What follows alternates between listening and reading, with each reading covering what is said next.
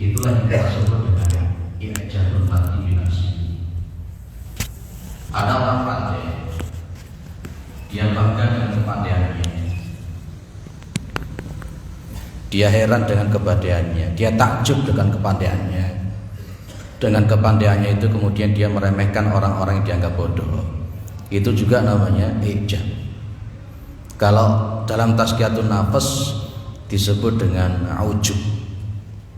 Ujub. Ujub itu adalah diantara sebab-sebab yang paling besar ya menuju kepada kebinasaan yang dibinasakan oleh Allah Subhanahu wa taala. Di dalam hadis yang kita bahas sebelumnya itu, orang ini sampai ditenggelamkan, dibenamkan ke dalam bumi. Jadi ujub, namanya ujub. Ujub itu penyakit hati. Ujub itu termasuk penyakit hati. Ini penyakit batin. Dulu pernah saya sampaikan bahwa penyakit batin ini merusak. Kalau kita melakukan dosa secara zahir, orang akan melihat. Cenderung orang itu mungkin malu karena ingin dilihat oleh orang ketika dia membuat kemaksiatan. Tapi kalau kemaksiatan batin itu kan orang tidak tahu, sehingga dia kadang-kala akan menuruti maksiat batin itu karena orang lain tidak tahu. Ujub ini bagian sebab bagian yang paling banyak merusak, yang menuju kepada kebinasaan. Kita lihat di hadis ini ya. Rasulullah Muhammad SAW mengatakan, salasun muhlikatun wa salasun munjiyatun wa salasun kafaratun wa salasun darajatun. Ada 4 Pak. Ada 3 perkara yang dia ini mampu menjerumuskan kepada kerusakan. Ada 3 perkara yang menyelamatkan. Ada 3 perkara yang menghapus dosa-dosa. Dan ada 3 perkara yang nanti mengangkat derajat seseorang. Kita satu persatu kita lihat Bapak. Fa'ammal muhlikatu, kata Rasulullah. Maka adapun hal-hal yang merusak, hal-hal yang membinasakan, hal-hal yang menjatuhkan orang itu kepada kebiasaan kerusakan-kerusakan yang dibinasakan oleh Allah. Yang pertama adalah fasuhun muta'un. Suhun itu medit, suhun itu pelit, bakhil. Muta'un yang dituruti. Orang itu kalau semakin pelit, kalau orang itu semakin medit, maka dia akan terjerumus kepada kerusakan, kebinasaan. Ketika dia pelit, bakhil, kemudian otomatis dia tidak akan menjulurkan tangannya untuk membantu orang-orang yang sebenarnya membutuhkan. Maka endingnya nanti fawailun, celaka.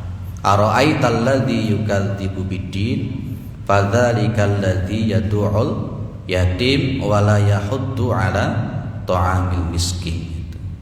Tahukah kalian itu siapa sih sebenarnya orang yang mendustakan agama? Yaitu karena konteksnya suhun muta'unnya itu akhirnya kemudian dia tidak ada kerentek, tidak ada motivasi untuk memberikan makan kepada fakir miskin. Dia tidak mau untuk memberikan bantuan kepada anak-anak yatim. Dia berbuat jahat kepada anak yatim dan seterusnya. Itu muhlikat. Yang kedua yang membinasakan itu wahawa muttaba'un. Keinginan, nafsu yang dituruti. Nafsu, keinginan yang dituruti. Namanya nafsu itu lebih cenderung suka egonya, suka mementingkan diri sendiri. Kalau orang itu sudah nafsunya itu yang mengkontaminasi, dia akan sanggup untuk melakukan apapun demi kepentingan dirinya. Sampai aspal ya doyan, duit rakyat ya doyan. Sampai dia akan sanggup melakukan skenario sehebat itu untuk membinasakan orang lain. Makanya memang betul kan para ulama itu menyebut bahwa di dalam diri manusia itu kan ada sifat kehewanan, hayawaniyah. Di dalam diri manusia itu memang ada nafsu hewan. Nafsu hewan. Ya kita pahamlah hewan itu kayak apa. Di dalam diri manusia juga ada nafsu sabu'iyah. Sabu'iyah itu binatang buas. Manusia itu akan mampu menjadi serigala terhadap manusia yang lain. Tidak peduli teman, tidak peduli orang tua, tidak peduli istri, suami, egonya, nafsunya yang mengkontaminasi, dia akan sanggup untuk melakukan pengkhianatan. Di dalam diri manusia juga ada nafsu syaitaniyah. Sementara kita paham yang namanya syaitan itu innama ya'murukum bis-su'i wal fahsya'i wa an taqulu 'ala Allahi ma la ta'lamun. Syaitan di dalam diri manusia juga ada sifat syaitan. Ya, yang membinasakan itu wahawa mutaba'un, nafsu yang dituruti. Nafsu. Hati-hati dengan nafsu. Yang ketiga, lah ini sesuai dengan pembahasan kita kali ini yang merusak. Wa ijabul mar'i bi nafsihi. Wa ijabul mar'i. Tadi sudah saya sebut. Ujub itu orang itu sudah mulai heran dengan kelebihan yang ada pada dirinya. Diawali dengan takjub dulu dengan dirinya. Oh iya yo aku iku pinter yo. Oh iya yo aku iki wis saleh ternyata. Oh iya yo aku iki wis apik. Oh iya yo aku iki wis pinter maca Al-Qur'an, wis hafal Al-Qur'an. Ya diawali dari itu dulu. Nanti kalau sudah terawali semacam itu, sudah takjub dengan dirinya, sudah heran dengan kelebihan-kelebihan di dalam dirinya, ketika itu terus saja seperti itu akan muncul yang namanya kiber. Kiber itu akhirnya akan merendahkan orang lain. Aku rajin sholat, awakmu gak rajin sholat. Aku rajin jamaah, awakmu gak rajin jamaah. Iki aku sing pantes masuk surga, awakmu gak pantes. Iki aku wis fasih maca Quran, awakmu sing bodoh. Lah begitu akan muncul terus begitu. Akhirnya endingnya akan menjadi wailul likulli humazatil lumazah. Akhirnya wala talmizu anfusakum itu diawali dari ijabu almar'i binafsihi. Ini enggak kelihatan, Pak. Tapi hati dan pikiran jenengan itu kalau sudah terkontaminasi ijabul mar'i binafsihi ini berbahaya betul. Endingnya nanti dia tidak akan mau menerima kebenaran dari orang lain yang dia remehkan. Makanya kemarin sudah kita bahas ya, yang namanya kiber itu batorul haqqi wa ghamtun nas. Masih ingat ya Pak ya? Menolak kebenaran dan meremehkan orang itu kan sombong. Nah, kenapa Rasulullah Muhammad SAW itu menggandeng antara batarul haqqi wa ghamtun nas, antara menolak kebenaran dan meremehkan orang? Yaitu ketika seseorang itu sudah ujub dalam dirinya, kemudian dia cenderung meremehkan orang, maka dia akan menolak kebenaran dari orang yang dia remehkan. Wah, dia masih kecil aja kok aku wis tuwek. Mosok ngrungokne ceramah teko wong nom lah ya. Itu diawali dari ijabul mar'i binafsihi itu. Oh ngaku dadi ustad kok mosok kate melu ngaji. Biasanya penyakitnya kan gelem nuturi gak gelem dituturi. Gelem ngandani tapi gak gelem dikandani. Yaitu diantara efek ujubnya seseorang. Oh kelompokku yang paling benar, kelompokmu kelak bid'ah kabeh. Itu diawali dari ujub itu. Jadi intinya namanya ujub itu adalah bagaimana seseorang itu sudah mulai heran, takjub, kagum, bangga dengan kelebihan-kelebihan yang ada pada dirinya. Itu kalau dituruti terus bahaya, hancur. Maka Nabi memasukkan ujub ini dari bagian-bagian yang membinasakan seseorang. Hati-hati, gak kelihatan Pak. Kayak semut di atas batu hitam di tengah malam yang gelap gulita, gak ketok. Tapi sebenarnya itu dosa besar. Ujub itu dosa besar. Itu 3 perkara yang muhlikatun. Nabi lanjutkan mengatakan wa ammal munjiyatu, adapun perkara-perkara yang menyelamatkan, perkara-perkara yang menyelamatkan, apa itu? Fal adlu fil ghadabi, berbuat adil ketika dia dalam posisi emosional. Orang itu kalau sudah emosi itu biasanya keputusan-keputusannya dia itu tidak adil. Ini termasuk pada posisi orang yang kuat, Pak. Memang Nabi pernah mengatakan asyad laisa sadidu bisurhati. Orang yang kuat itu bukan orang yang kuat, orang yang pandai, orang yang ahli bisurah. Surah itu banting, surah itu berkelahi dan seterusnya. Itu surah. Orang yang kuat itu bukan yang semacam itu, kata Nabi. Tapi Nabi mengatakan orang yang kuat itu walakin asyadid alladzi yamliku nafsahu indal ghadab, yaitu orang yang mampu menguasai dirinya ketika dia sedang marah atau sedang emosional. Itulah orang yang kuat yang sesungguhnya. Orang yang sabar itu sebenarnya kuat. Ya, orang yang sabar itu sebenarnya orang yang kuat. Orang yang paling kuat itu ya orang sabar itu.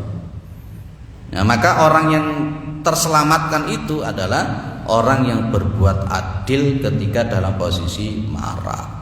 Dan kita nanti akan paham ada 7 golongan. Sab'atun yudhilluhumullah yauma la dhilla illa dhilluhu, itu loh.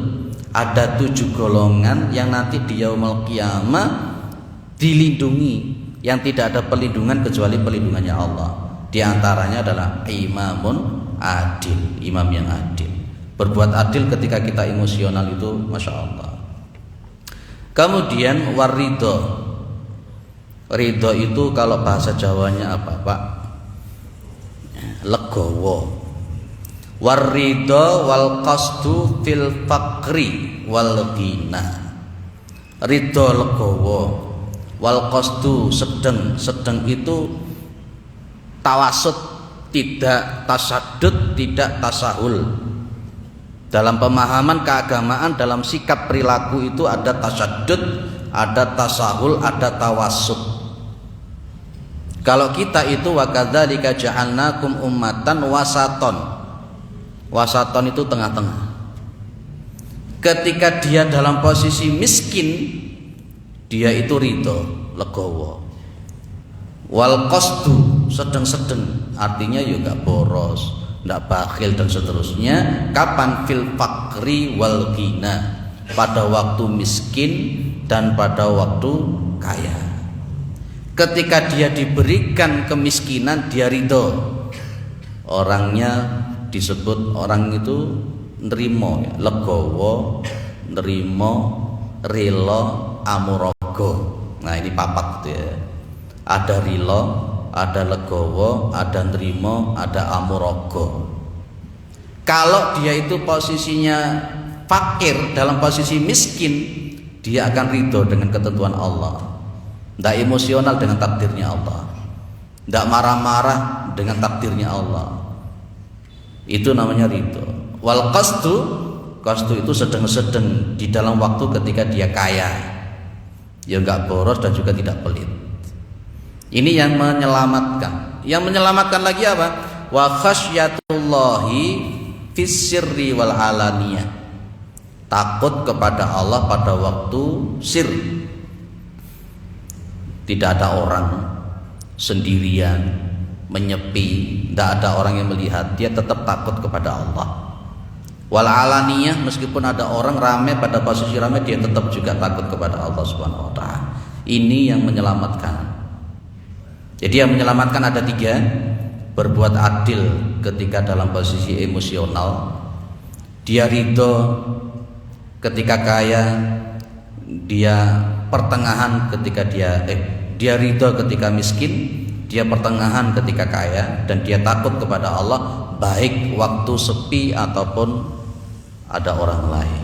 Itu yang menyelamatkan.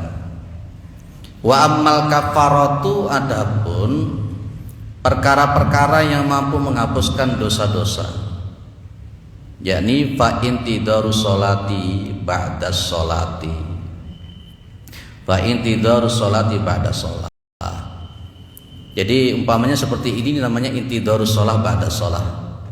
Intidharus shalah ba'da shalah. Orang habis melakukan sholat, kemudian dia menunggu waktu sholat berikutnya, diisi dengan i'tikaf, diisi dengan majelis taklim, diisi dengan baca Al-Quran dan seterusnya, sambil menunggu waktu sholat yang berikutnya. Itu namanya intidharus shalah ba'da shalah. Maka selama dia belum hadas, dia belum batal, dia tetap di situ, maka itu menjadi penghapus dosa-dosa. Menjadi penghapus dosa-dosa. Di samping selama dia ada di situ belum hadas, maka para malaikat pun akan mendoakan dia. Ya, termasuk majelis taklim seperti ini dulu pernah saya sampaikan ya, ada keutamaan majelis taklim itu, masya Allah, masya Allah. Di situ kan ma ijtama'a qaumun fi baitin fi buyutillah yatluna kitaballahi wa yatadarasahu bainahum. Jadi tidaklah suatu kaum mereka itu duduk, ya, berduduk di rumahnya Allah. Fi baitin min buyutillah itu berarti duduk-duduk di rumah-rumahnya Allah. Untuk apa? Yatluna kitaballah, membaca kitab-kitabnya Allah, mempelajari kitabnya Allah, Al-Quran. Wa yatadarasuna bainahum, dan mengajarkan, saling mengajarkan kitab-kitab Allah tersebut. Termasuk kita ini kan juga namanya yatluna kitaballah. Karena tilawah itu ada dua. Ada tilawah hukmiyah, ada tilawah lafdiyah. Itu kan alladzina atainahumul kitaba yatlunahu haqqa tilawati ulaika yu'minuna bi wa may yakfur bihi fa ulaika humul khasirun. Itu tilawah itu ada tilawah lafdiyah, kita melafadzkan ayat-ayat Al-Quran, ya, tajwidnya, makharijul hurufnya, itu adalah tilawah lafdiyah. Ada tilawah hukmiyah, yakni bagaimana kita bertadabbur memahami isi makna daripada Al-Quran, itu namanya tilawah hukmiyah. Kita sekarang ini pada kondisi tilawah hukmiyah. Kalau kita sudah membaca ayat-ayat Allah, saling mengajarkan ayat-ayat Allah di rumahnya Allah Subhanahu wa taala, maka Rasul mengatakan illa hafathumul malaikah wa ghasyiyatuhumur rahmah. Gitu kan? Di antaranya illa hafathumul malaikah. Malaikat itu menyelilingi. Dulu pernah saya sampaikan ada malaikat-malaikat tertentu di dalam hadis qudsi.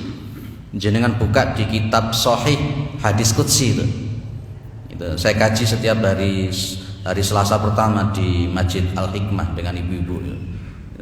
Itu ada malaikat-malaikat tertentu yang memang penggaweane keluyuran, mencari ahli dzikir, ya seperti kita ini.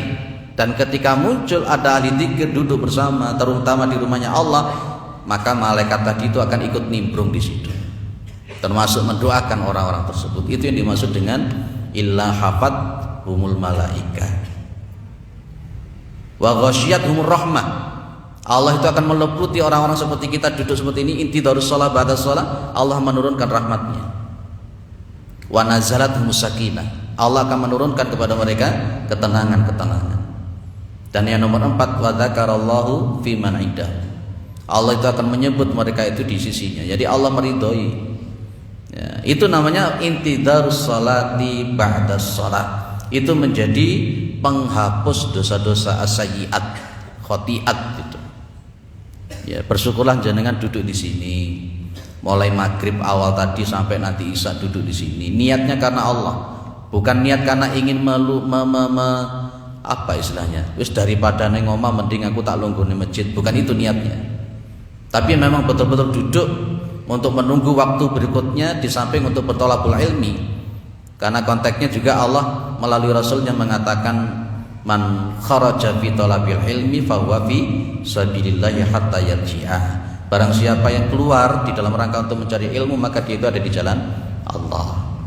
Atau hadis yang lain itu man salaka tariqan yaltamisu fihi ilman sahalallahu lahu tariqan ilal jannah. Barang siapa yang menempuh suatu jalan di dalam rangka untuk menempuh keilmuan, maka Allah akan memudahkan jalannya menuju surga. Jadi ikafarat, penghapus dosa-dosa, diantaranya intidharus sholati ba'da shalah. Insyaallah dosa-dosa kita ini diampuni oleh Allah. dengan catatan innamal a'malu binniyatnya benar. Kalau innamal a'malu binniyatnya tidak benar ya nggak dapat apa-apa.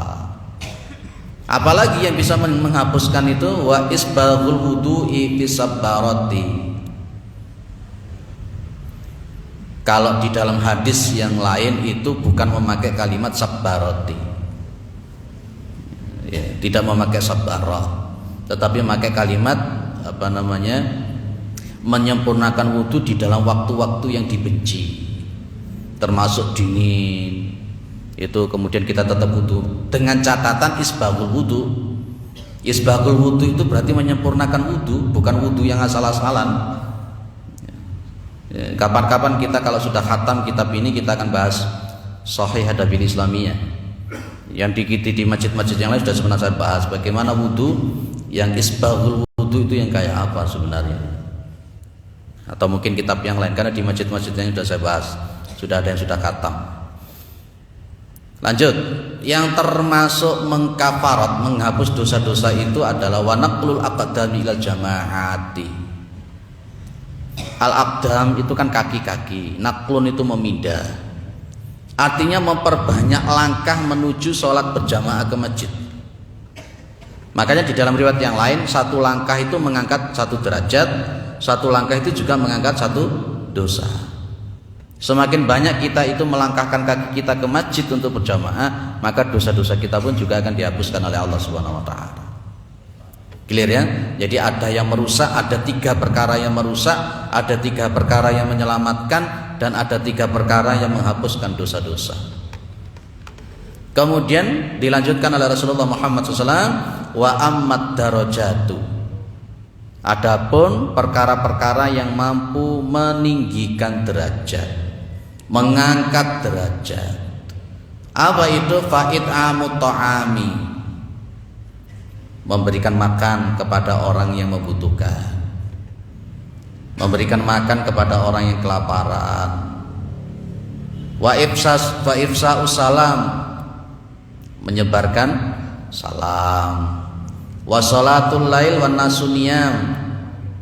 Apa berarti? Sholat tahajud ketika orang-orang itu sedang tidur.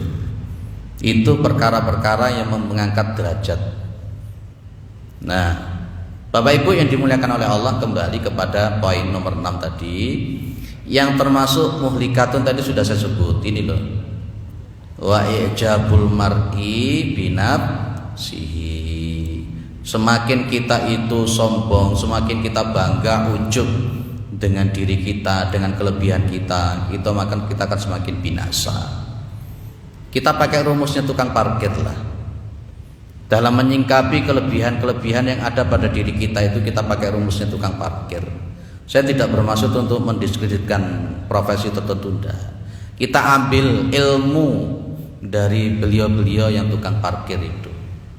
Bapak-bapak tukang parkir itu mobilnya setiap hari wakeh, setiap hari sepeda motor wakeh. Beliau-beliaunya tidak pernah mengaku-ngaku kalau itu miliknya.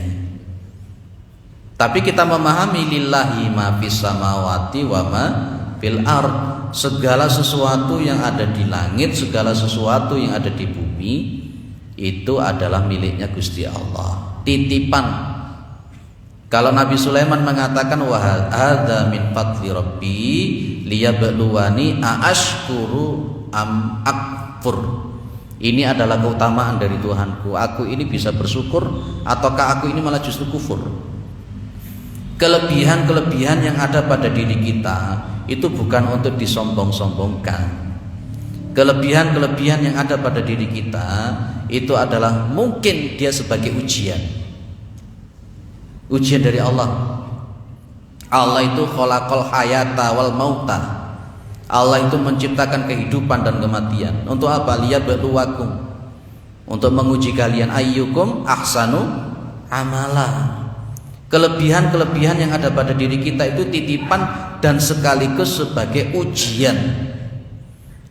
Kalau kita mendapatkan titipan kelebihan-kelebihan dari Allah, kok malah justru kita menjadi ujub, menjadi orang yang sombong, nggak lolos tes, akan menghapuskan amalan-amalan kita. Kemarin sudah saya bilang ya, di dalam hadis-hadis sebelumnya, la yadkhulul jannata man kana fi qalbihi mithqalu habatin min khardalin min kibrin.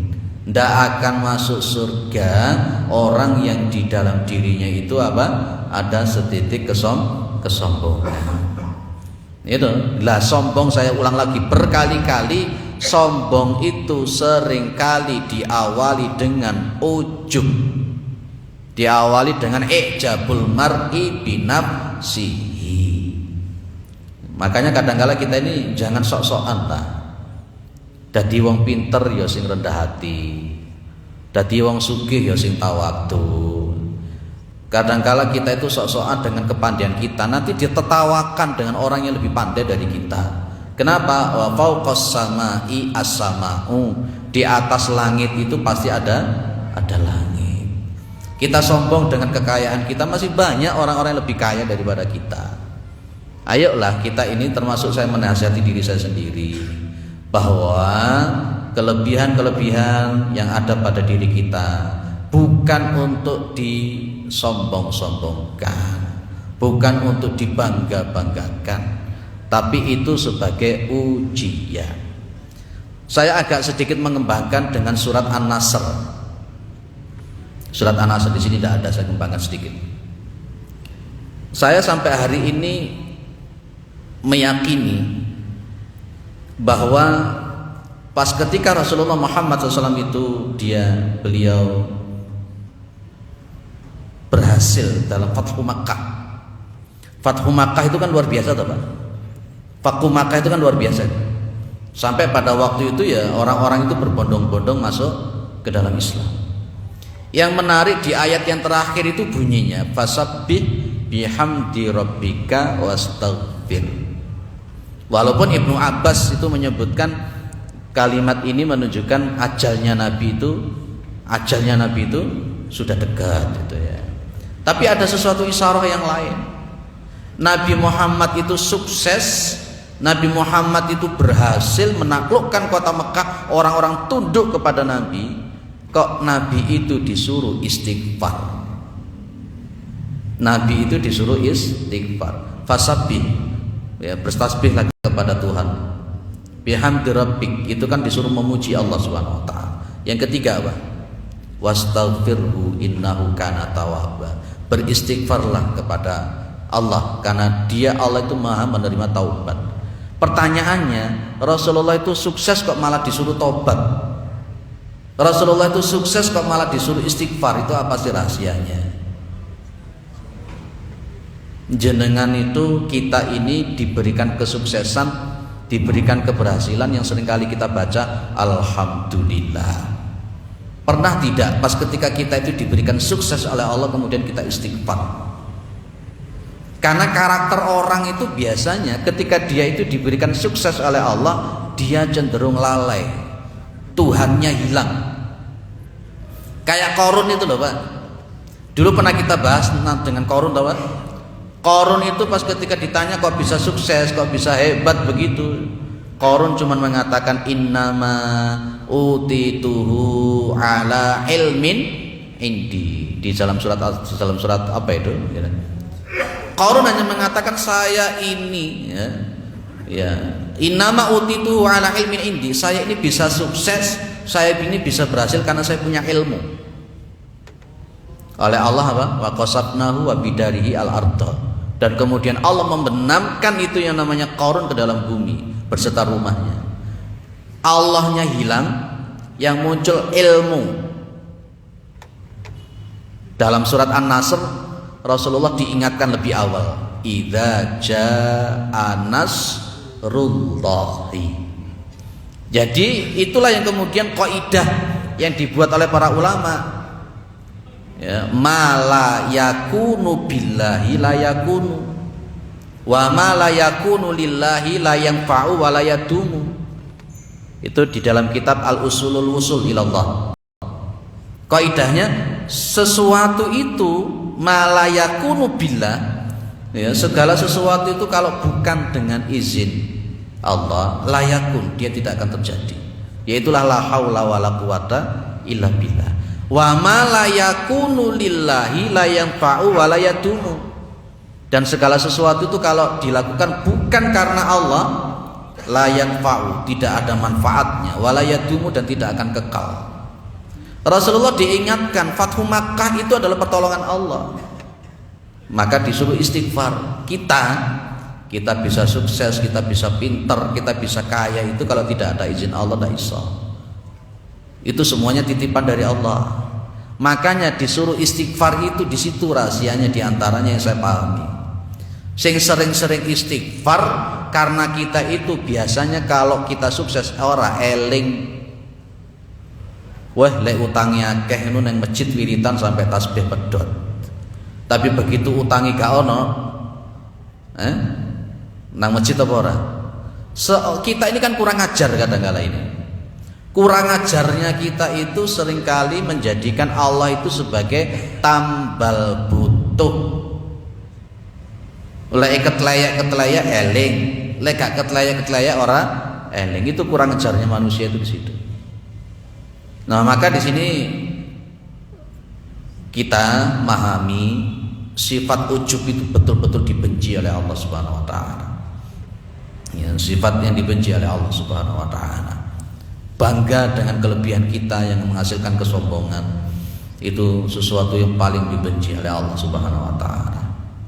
Maka di sini Abul Abbas Al-Qurtubi itu menyebutkan sebenarnya kan i'jabur rajuli bi nafsihi huwa mulahidatuhu laha bi'ainil kamali wal istihsani ma'an nisyani minnatillahi ta'ala. Loh ini loh Pak, sifat ujub itu biasanya ini ada poin bi'ainil kamali, mulahidatuhu laha bi'ainil kamali. Biasanya kan orang ujub itu diawali dengan iki aku wis apik, wis sempurna bisa. Padahal konteksnya kemudian Al-Quran menyebut fala tuzakku anfusakum huwa a'lamu bimanit taqwa. Jangan merasa suci, jangan merasa baik. Beda dengan qad aflaha man tazakka, atau beda dengan qad aflaha man zakkaha. Tapi kalau fala tuzakku anfusakum beda lagi. Kebanyakan kita itu tuzakku anfusakum, rumangsa apik, rumangsa sempurna, rumangsa saleh, rumangsa pinter, rumangsa bener, dan seterusnya. Itu dilarang. Kemudian yang menarik kata Abul Abbas wal istihsani ma'anisyati minnatillahi ta'ala. Wal istihsan rumangsa apik ma'anisyani minnatillahi ta'ala. Rumangsa apik beserta dia lupa tentang pemberian Allah Subhanahu wa taala, nikmatnya Allah. Kayak Korun tadi loh Pak. Lho aku iki wis sugih, aku sugih karena aku duwe ilmu lah. Itu Allah ilang sing ketok ilmune. Duwite akeh, montore wapi-api, omahe wapi, ngomong lah aku sugih ngene iki soalnya aku kerjane tenanan. Lho sing ketok kerjane Gusti Allah ilang. Ya diawali model-model ngono-ngono kuwi lho Pak. Hati-hati model semacam ini. Nah, fa in rafa'aha 'alal ghairi wa ihtaqarahu fa huwa al-kibru al-madmum.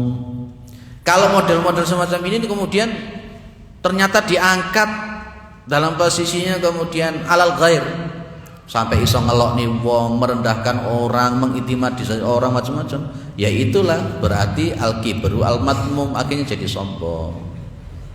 Yes, clear ya? Nomor 6 itu intinya orang yang ujub itu tidak oleh, orang yang ujub itu tidak boleh, apalagi kalau masuk kategori kesombongan. Clear? Nomor 7 terakhir, ini mawaddah juga ya. Jadi nanti pertemuan berikutnya kita akan masuk di kisah yang berikutnya. Nomor 7, adamul amni min ta'jilil adzabi 'ala dunubi. Ini bareng ya kurang ajar model begini ini.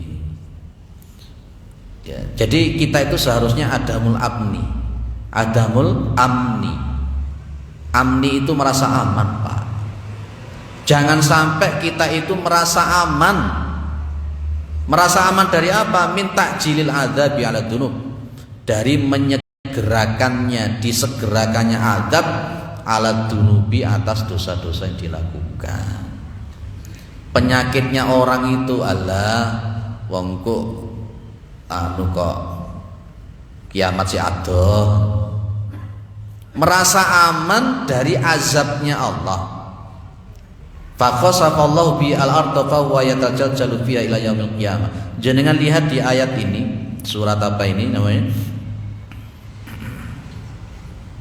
Al-A'raf ayat 97 sampai 99.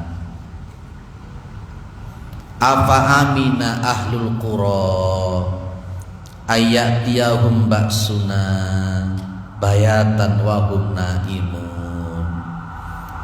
Ya, ahlul qura itu penduduk kota, penduduk kota, penduduk desa dan masyarakat itu. Apakah para masyarakat penduduk kota itu merasa aman? Ayatiyahum ba'suna bayatan wa hum naimun. Masya Allah. Jadi merasa aman dengan apa Pak? Dengan azabnya Allah. Di sini Allah menyebut ayatiyahum ba'suna, ketika datang kepada mereka ba'suna, azab kami, bayatan pada waktu malam hari, wa hum naimun, ketika mereka sedang tertidur. Enak-enak turu azab Allah datang. Kita merasa aman dari azab Allah dengan dosa yang kita lakukan itu, masya Allah, itu dosa besar, itu kurang ajar model begitu itu. Ya, makanya Nabi Muhammad itu kalau mau tidur apa toh yang dilakukan Pak? Ya, di antaranya beliau baca Al-Falaq, membaca An-Nas, membaca Al-Ikhlas. Ada riwayat-riwayat beliau juga menyuruh membaca ayat kursi dan seterusnya. Membaca apa lagi? Bismika Allahumma ahya wa bismika amut. Di kitab Sahih Adabil Islamiyah itu kalau mau tidur, Nabi Muhammad itu berwudu dulu. Beliau berwudu dulu. Setelah berwudu, beliau itu membersihkan tempat tidur beliau sambil membaca bismillah. Kemudian beliau itu berbaring dengan miring ke sebelah kanan, yang tangan beliau itu ditaruh di pipi kanan beliau, dan kemudian beliau mengucapkan Bismika Allahumma ahya wa bismika amut. Ada riwayat yang lain pakai ahya baru kemudian amut, ada pakai amut dulu baru ahya. Tidak ada pertentangan di situ, menghadap itu. Bahkan juga di dalam riwayat yang lain yang sahih, Rasulullah juga menyuruh membaca tasbih 33, tahmid 33, dan takbir 34 kali. Itu jangan merasa aman dengan dari azabnya Allah, karena azabnya Allah itu bisa jadi datang bayatan wahum naimun. Apalagi afa amina ahlul qura ayatiyahum ba'suna duha wahum yal'abun. Yang namanya azabnya Allah bisa jadi jatuhnya pada waktu duha. Lapas ketika waktu duha itu ngapain? Wahum yal'abun, mereka itu sedang lagi main-main, enak-enak nyambut gawe, enak-enak dolanan, enak-enak cangkruan. Tiba-tiba azabnya Allah datang. Tuh itu loh Pak, Allah itu bisa saja datang seperti itu. Jangan merasa aman dari azabnya Allah. Di ayat 199, di ayat 99 masuk afa aminu makrallahi fala ya'manu makrallahi ilal qaumil khasirun. Jenengan yakin toh makarnya Allah itulah yang berjalan. Wa makaru wa makarallah. Jadi apakah mereka itu merasa aman dari makarnya Allah Subhanahu wa taala? Saya melihat saat-saat ini makarnya Allah yang sedang berjalan. Perlu dibuka juga ya KM 50 itu ya. Perlu dibuka kan KM 50 itu ya. Itu makarnya Allah sedang berjalan. Mereka agamanya sama, Sing pelaku yo agamanya itu, korban yo pelakunya. Yang korban itu juga agamanya itu, pengacaranya agamanya yo itu. Kita di sini sedang melihat dibuka semua oleh Allah Subhanahu wa taala. Jadi jangan merasa aman dari azabnya Allah. Dosa-dosa kita yang kita lakukan ini nanti akan menurunkan azabnya Allah Subhanahu wa taala. Apa amina alladzina makaru sayyiati ayakhsifallahu bihim al-ardha aw yatiyahumul adzabu min haitsu la yash'urun. Jangan lihat nanti kembangkan di surat An-Nahl 45 sampai 47. An-Nahl 45 sampai 47. Baik. Selesai. Pas. Jadi kajian kita kali ini ada dua hal. Jangan ujub. Jangan ujub. Apalagi nyampe kesombongan. Dan yang kedua, jangan merasa aman dari makarnya Allah, dari azabnya Allah atas dosa-dosa yang dilakukan. Ayo kita menjadi orang yang tawadhu, orang yang rendah hati, dan sekaligus kita takut kepada Allah, khauf kepada Allah Subhanahu wa taala, di samping digandeng dengan rojak kepada Allah Subhanahu wa taala. Mudah-mudahan bermanfaat, mudah-mudahan kita adalah orang-orang yang husnul khatimah. Subhanakallahumma wa bihamdika asyhadu an la ilaha illa anta astaghfiruka wa atubu ilaik. Assalamualaikum warahmatullahi wabarakatuh.